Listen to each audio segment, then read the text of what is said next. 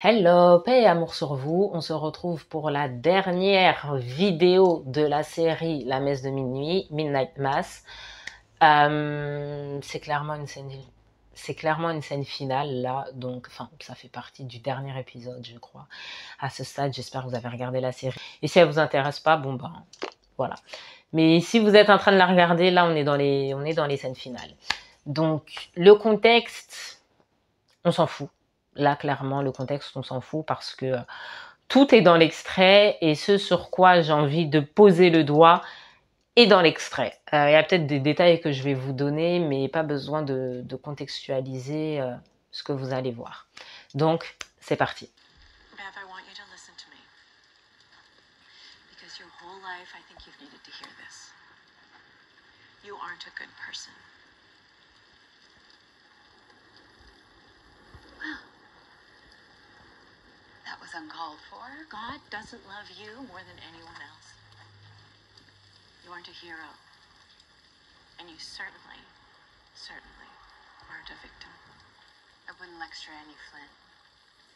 Not until you pull the plank from your own eye, as it were. I hate to speak ill of the dead, but if Riley Flynn, a drunk and a murderer, was evidence of the quality of his parenting, he was. Every part of him. God loves him. Just as much as he loves you, Bev. Why does that upset you so much? Just the idea that God loves everyone. Just as much as you. She's still...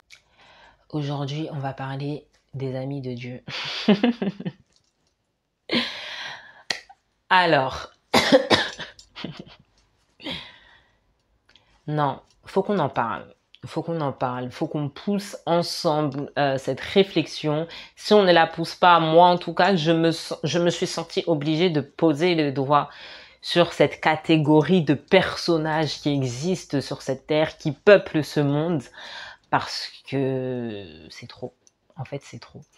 Et j'ai beaucoup aimé en fait quand la mère, elle lui dit tu n'es pas plus aimé de Dieu que les autres. Et elle prend bien en exemple son fils, qui était un alcoolique. Son alcoolisme l'a poussé du coup à tuer une jeune fille. Et il est aimé de Dieu. Et tu es tout aussi aimé que lui, en fait. Il n'y a pas de plus, moins, voilà. Et cette femme-là, faut savoir que tout au long de la série, elle est chiante. Oh, qu'elle est chiante. Oh là là. Insupportable. Enfin, pour moi, hein, c'est l'archétype des gens que je ne supporte pas, spirituellement parlant, mais vraiment la personne qui pense mieux savoir, qui est sûre d'elle, dans le mauvais, dans le sens un peu orgueilleux, bien sûr, méprisante, elle juge, elle rabaisse, vraiment tout ce qu'il y a de plus détestable. Et en fait, quand je vous dis ça, c'est que pas seulement dans son côté mauvais envers les autres, mais même dans ce qu'elle pense être bon, elle est insupportable. C'est-à-dire que quand les petits miracles ont commencé à se manifester, c'est la première personne à qui le prêtre s'est confié en fait. À dire, bon là je comprends pas... en vrai, la vérité, moi-même, je maîtrise pas là ce qui est en train de se manifester. Il y a tel, enfin, voilà, lui, le prêtre, c'est plutôt un homme posé quand même. Hein, voilà. Mais vu que c'est elle, la femme de l'église et tout ça, lui il vient d'arriver. Bon, il se confie à elle. Et elle est là. Oh.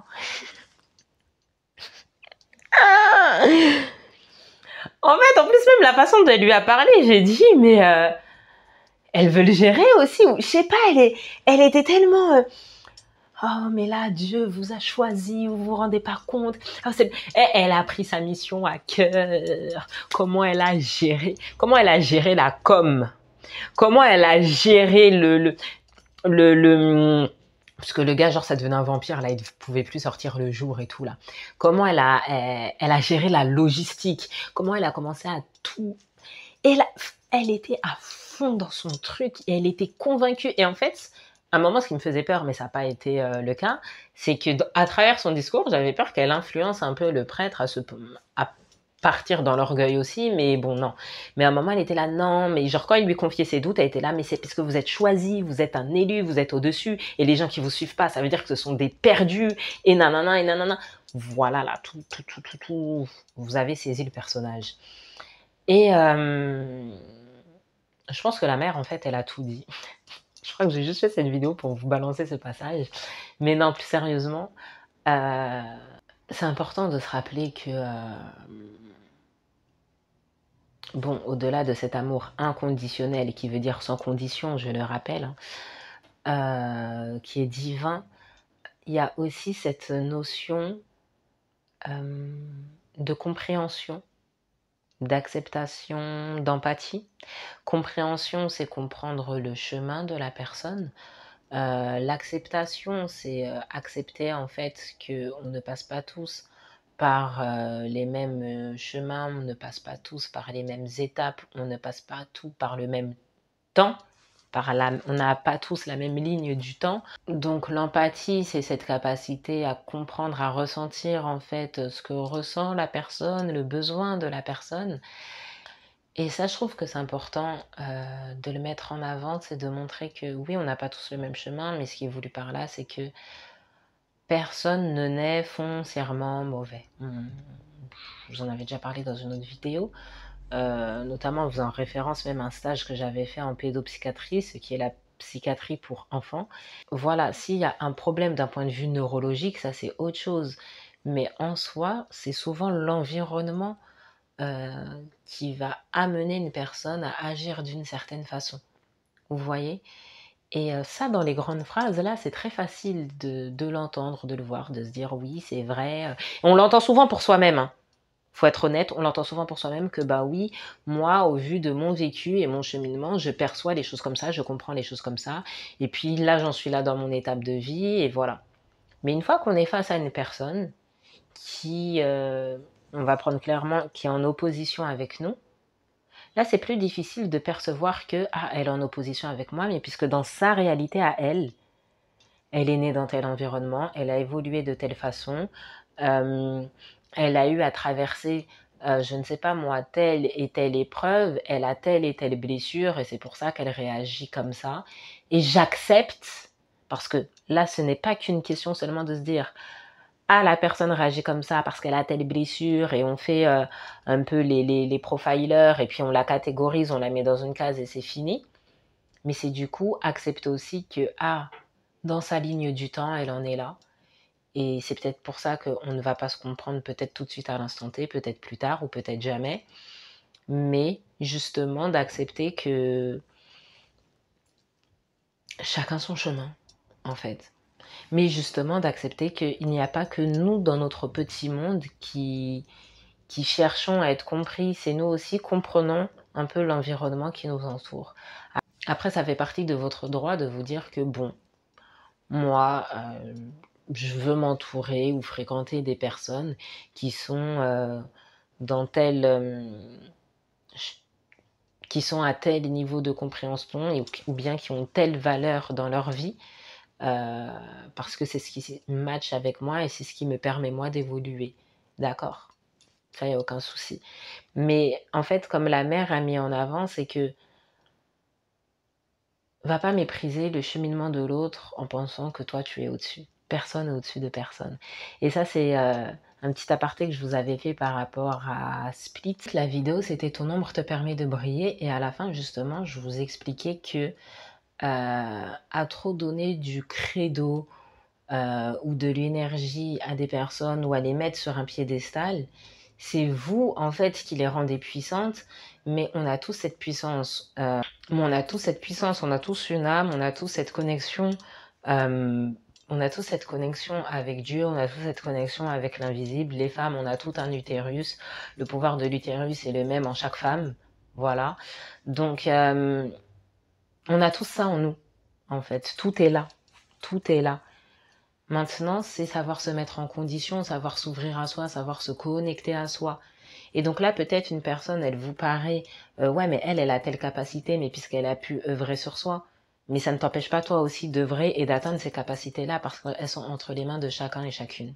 Vous voyez? Donc, dans ce truc-là, que la mère pointait du doigt à dire oui, mon fils a été alcoolique, etc., mais il est aimé de Dieu, il est autant aimé que toi tu l'es, c'est dans ça. Ce que je vous disais aussi, notre temps n'est pas le temps de Dieu. Notre ligne du temps n'est pas la ligne du temps de Dieu. Vous voyez? Donc, in fine, peut-être qu'une personne, à un moment donné de son parcours, elle en est là, mais toi, ça ne t'empêche pas aussi de l'atteindre. Ou si tu ne l'atteins pas, parfois c'est une question de domaine. Elle est peut-être très douée de par ses connaissances, si on reprend l'exemple de la série religieuse, puisque bon, techniquement, elle a des connaissances religieuses, mais je pense pas qu'elle a des très bonnes notes en termes de sociabilité ou d'empathie. Là où par contre Riley était beaucoup plus douée, vous voyez. Parce que ne serait-ce que pour, par exemple, son amie qui était enceinte, etc., puisqu'on ne savait pas qui étaient les pères et tout, donc elle en avait des jugements. Et puis même, la façon dont elle parle des gens, là, toutes ces calomnies, là, voilà, on va pas revenir sur la place de la calomnie dans la vie du monde, pas seulement que dans les religions, mais dans, dans l'humanité, hein.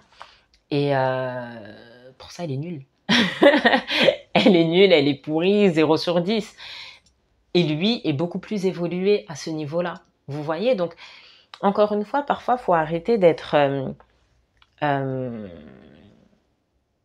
comment dire, de faire une fixette sur un domaine, sur un mot, sur ce côté très physique et terre à terre quand on parle de foi, quand on parle d'invisible, quand on parle de subconscient, quand on parle de corps émotionnel, quand on parle de l'âme, quand on parle... Vous voyez, c'est... Chaque chose à sa place, chaque chose à sa place. Voilà. Du coup, voilà, soyez confiants en vous, en votre cheminement, en votre lien à Dieu. Personne n'est l'avocat de Dieu sur cette terre aux dernières nouvelles. Personne n'a des tickets du paradis aux dernières nouvelles ou des tickets de la conscience non plus. Personne n'a non plus la formule magique pour être sûr que quoi qu'il arrive, vos péchés s'arrêtent maintenant, votre compteur s'arrête là et à la seconde vous allez mourir, vous allez aller direction le paradis. Pour ceux qui croient en la réincarnation, je ne pense pas que qui que ce soit non plus a la formule pour être sûr que là, c'est votre dernière vie et que vous allez rejoindre le tout dès que c'est terminé. Non. Non, non, non, non, non, non. Je reviens au fait que le but, c'est l'expérience. Le but, c'est de cheminer. Le but, c'est de s'équilibrer. Le but, c'est de guérir. Et la guérison, elle s'œuvre continuellement. Il y a toujours des événements qui vont réveiller des blessures. Ok, maintenant le but c'est d'œuvrer dessus et de s'améliorer, de devenir meilleur. Donc voilà, si tu as apprécié, n'hésite pas à liker, à partager ta réflexion avec un commentaire, de partager la vidéo autour de toi si tu veux en parler à des amis pour pousser un peu la réflexion. Et puis si tu as besoin de parler de tout ça un peu plus en intimité, sur ton amour-propre, le cheminement à toi, ta verticalité, n'hésite pas à prendre rendez-vous sur le lien en barre d'infos. Sur ce, je te dis à la prochaine vidéo, paix et amour sur toi.